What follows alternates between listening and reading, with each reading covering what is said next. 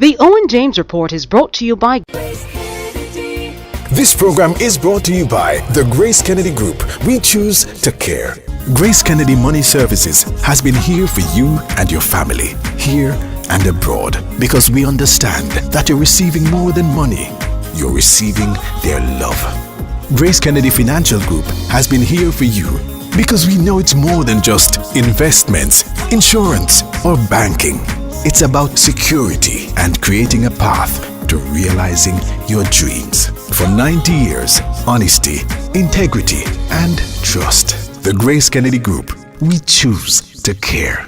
Good evening. This is the Owen James Report. The World Bank has approved a loan of $50 million for Jamaica's Foundation for Competitiveness and Growth project. Jamaica's Finance Minister Dr. Peter Phillips is happy with the loan, describing it as one complementing the island's fiscal and monetary measures by supporting efforts within the public sector to enhance competitiveness among Jamaican businesses. According to Dr. Phillips, creating the environment for innovation and enterprise will afford many vulnerable citizens real opportunities to earn their way out of poverty and marginalization. The World Bank's 2014 Doing Business report has sharply contrasting findings on Jamaica. In terms of starting a business, Jamaica ranks 23rd out of 189 countries.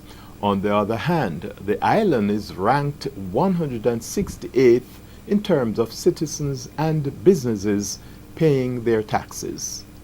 On the foreign exchange market, the Jamaican dollar strengthened slightly against the US and the Canadian dollars as well as the British pound. In other words, the US and the Canadian dollars as well as the British pound weakened against the local currency.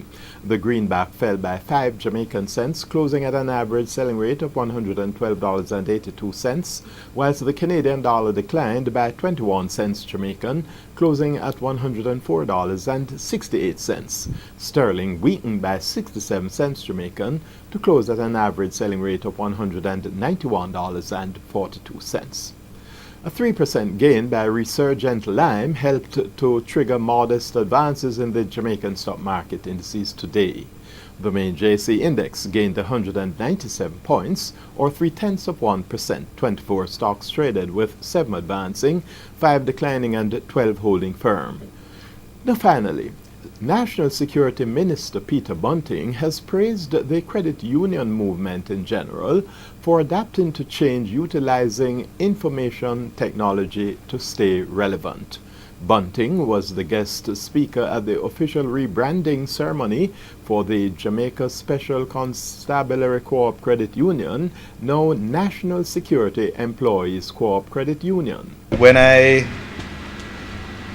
hear of not just the repositioning, but also the widening of the target market to now include an audience of 100,000 persons, moving from one that probably was closer to around 8,000 to 100,000, that's an order of magnitude increase, then I am sure it may not be too long before you are celebrating the $10 billion mark in terms of assets. President of the credit union, Calvin Allen, explains the rationale for the name change. No longer do we have a JCF and an ISCF. What we now have is a merged entity, and we have the Jamaica Constabulary Force.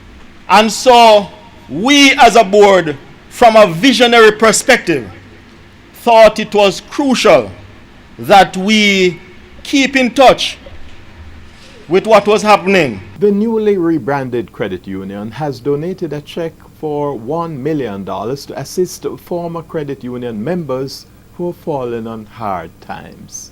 Noble deed. And that's the Owen James Report. Good evening. The Owen James Report was brought to you by Grace Kennedy. This program was brought to you by the Grace Kennedy Group. We choose to care.